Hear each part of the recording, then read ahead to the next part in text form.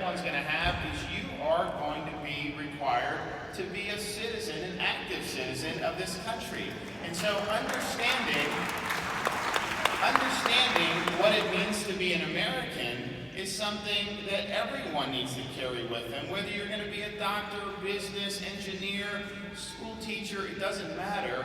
We all need that common foundation. And so we've worked hard since I've become governor to get the Constitution and civics back in the classroom. Quite frankly, a lot of the homeschool curriculum provides a really good roadmap because it's not infected with a lot of the activism and the ideology.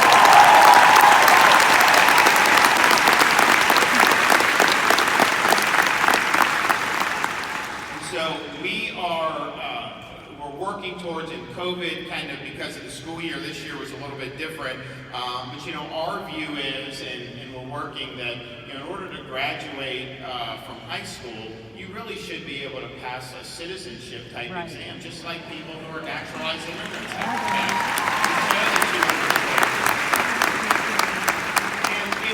And there's a lot of stuff to know, I guess, but honestly, there's just certain fundamentals that if we just put our minds to it, everyone would be able to do it. I mean, for example, understanding the unique founding of the United States of America. What did the founding fathers endeavor to do? What made America different and unique? And there's a number of things, but at a core, the founding fathers looked and they had surveyed all the different governments throughout the world, and most of those governments were premised on the idea that your liberty came from the government.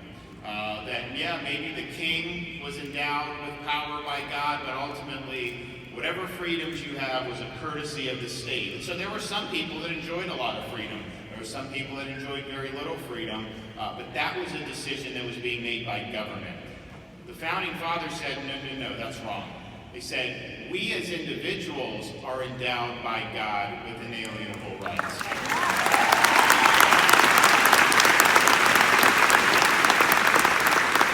So life, liberty, the pursuit of happiness are directly endowed by the Creator. And they wrote that in the Declaration of Independence.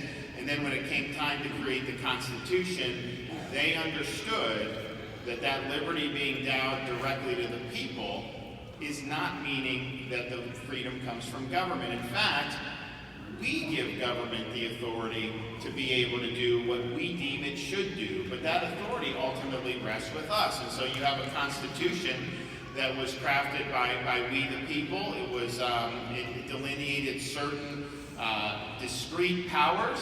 Those were limited powers, and they were definite powers. It was not an indefinite grant of authority, and that was what was happening. But the government itself had no inherent power other than what the people had done. And so that turned most of human history on its head.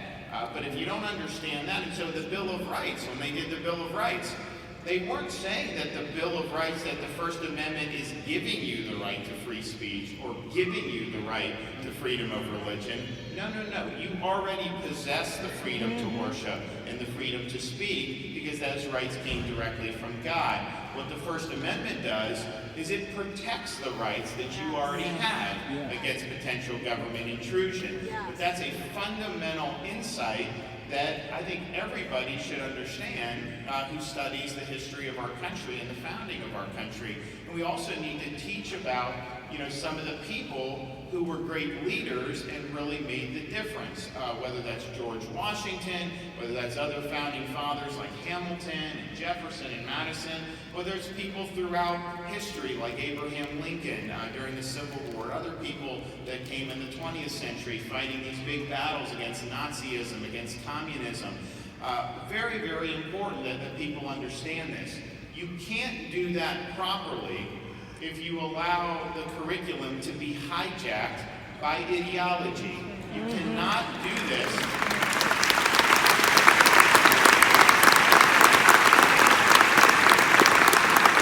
You cannot do this if you're not speaking the truth and speaking the facts. And so in Florida, we've made clear there is no room for critical race theory in the state.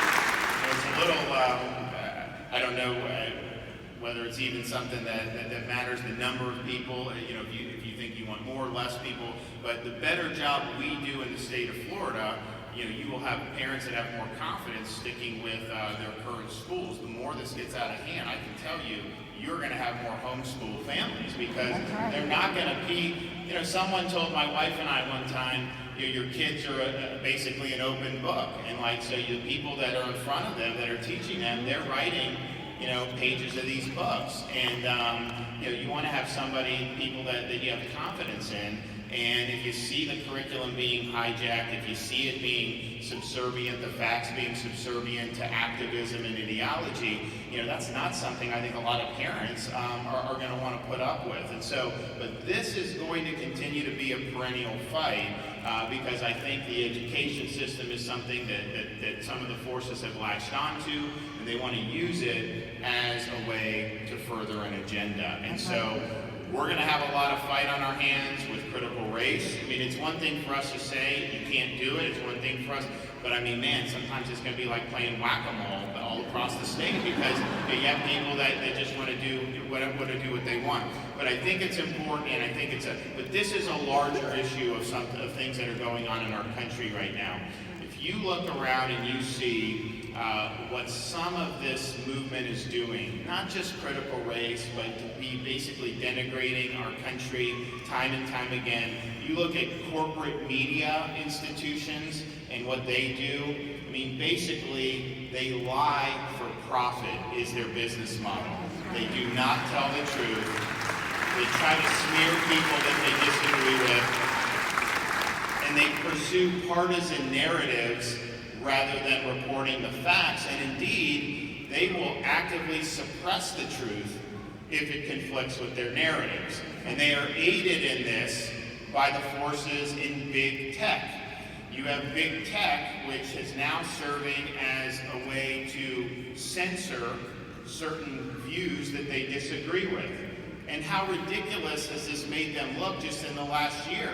Last year, if you had said that the coronavirus leaked from the lab in Wuhan, they would censor you. They would deplatform you for even suggesting that that is something that should be investigated. Well, now, even Fauci acknowledges that this is something that very well may have been the case. And so you look at also last year when we were fighting the coronavirus lockdowns, people that were publishing criticisms of COVID lockdowns would have their articles taken down by these big tech platforms. They went all in on the lockdowns. They wanted no dissent from their narrative. But now we look a year later and you see the states that were lockdown states like Michigan, like New York, New Jersey, Pennsylvania, compared to Florida. Even though we have an older population, every one of those states has higher per capita COVID mortality than the state of Florida. The lockdowns failed. They did not work.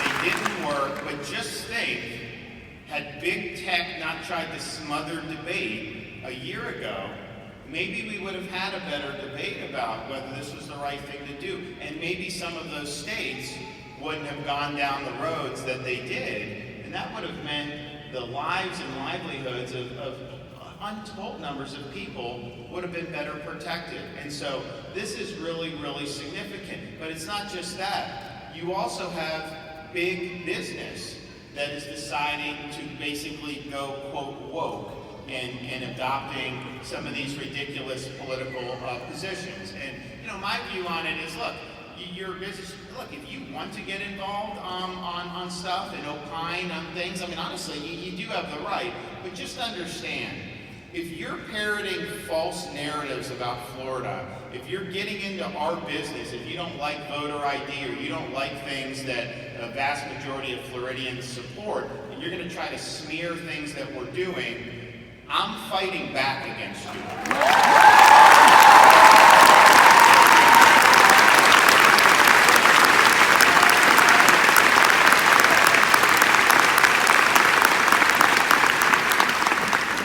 I think you're in a situation where you have a lot of the elites in our society, big media, big tech, big business. Obviously, academia has always been, had the issues.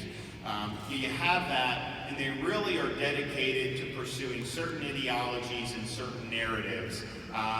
Really, I think, against the best interests of the vast majority of the American people. So if you reject those narratives, if you reject the conventional wisdom, I mean, I always tell people, if you want to know, when I was in Congress for 6 years, I say, look, if there was ever difficult issues, foreign affairs, whatever, survey the conventional wisdom inside the Beltway in D.C., and then just do the opposite, and you could be right 9 times out of 10.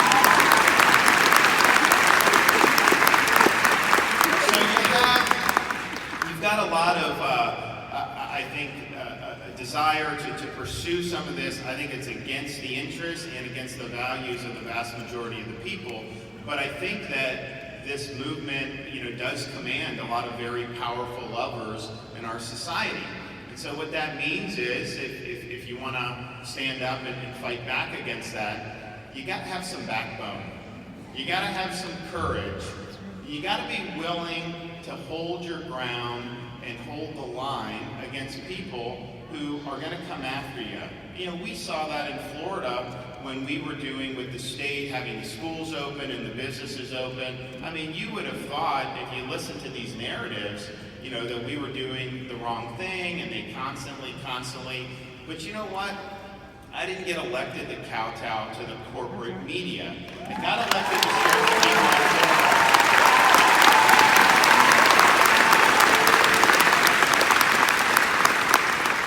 So we made sure that we were standing up for folks that didn't have a voice in this process. New York corporate media did not care whether our kids were getting educated. Hell, they wanted the schools closed the whole year. New York corporate media did not care whether you had the ability to earn a living or whether you had the ability to maintain a business. Heck, they wanted the businesses closed most of the year. And so you don't kowtow to those folks. You make sure that you're standing up for your folks. And so that's what we've done. But I can tell you, when you stand up and when you cut against the grain and when you challenge their narratives, you will see blowback. It's not just a guy like me who's, is the governor.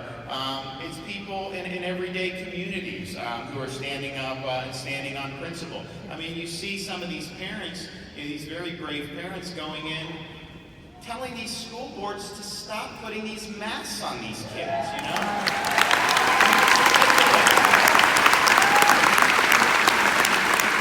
And that is 100% consistent with science.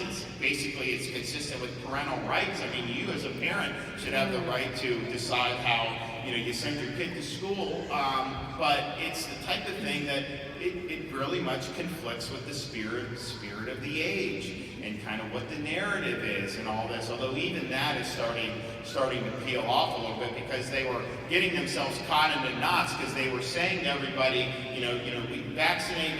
They're like, if you vaccinate, you still got to wear multiple masks. You can't ever go inside. It's like, what kind of messaging is that? So I think they've understood that was very problematic. But that takes courage when people are standing up against some of the prevailing narrative, and particularly standing up to the corrupt media. And so what I would tell you is when we probably have a lot of issues that we're going to have to tackle over the next many years, just stand strong. Stand strong for what you believe in. Show some backbone in what you're doing. Only support people for office who have a spine and are going to be willing to stand on principle.